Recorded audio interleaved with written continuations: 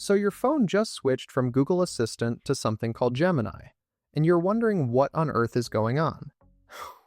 Don't worry, there are many people like you. By the end of this video, you'll know exactly how to switch back to Google Assistant. Plus, I'll give you my honest take on which one is better for your daily use.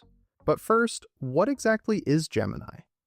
Gemini is Google's latest AI-powered assistant, built to handle smarter conversations, generate content, and even integrate with Google's AI tools. Think of it as the next generation AI that tries to be more than just an assistant. It's designed to give creative answers, suggest ideas, and connect more deeply with Google's AI ecosystem. Sounds impressive, right?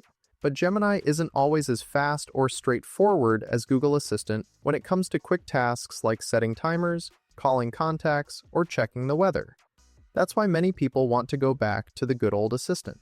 And that's exactly what we're going to do right now. First, grab your Android phone and unlock it. Let's get straight into the settings. Now, open the Settings app. Here, in the search bar at the top, type Gemini. You should see an option called Gemini Settings. Tap on that. Scroll down until you find Digital Assistance from Google. This is the key setting we need. Tap on it. Here, you'll see two options, Gemini and Google Assistant.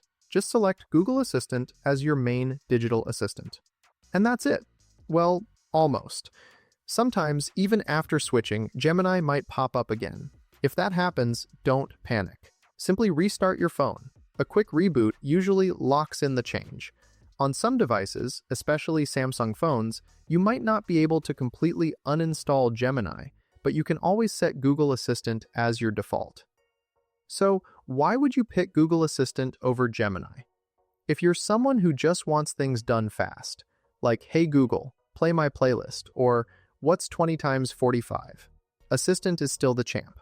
It's lighter, faster, and it integrates perfectly with all your smart home devices. Gemini, on the other hand, is better if you're into AI-powered answers and creative tasks. It's like having a mini ChatGPT built into your phone. But for day-to-day stuff, I've found Assistant to be more reliable. What about you? Are you leaning towards Gemini or sticking with Assistant? I'll share my pick in a moment, but think about what matters most for your workflow. When I tested both, I noticed something. Google Assistant is rock solid for quick voice commands. Gemini is powerful, but feels like overkill when I just need to set a timer for my pasta. And yes, there were moments when Gemini gave me slower or slightly offbeat responses compared to Assistant. So, which one wins for me? It's Google Assistant. It's like comparing a quick bicycle ride to a self-driving car that still needs updates. Gemini might be the future, but Assistant just works right now. That's how you switch back to Google Assistant from Gemini. If this helped, let me know in the comments which one you're using and why. Maybe you love Gemini's AI power, or maybe you're like me and just want things done fast. And hey, if your phone keeps defaulting back to Gemini, try restarting it after making the switch. 9 times out of 10, that solves the problem. I'll have more Android tips coming up soon, so stay tuned.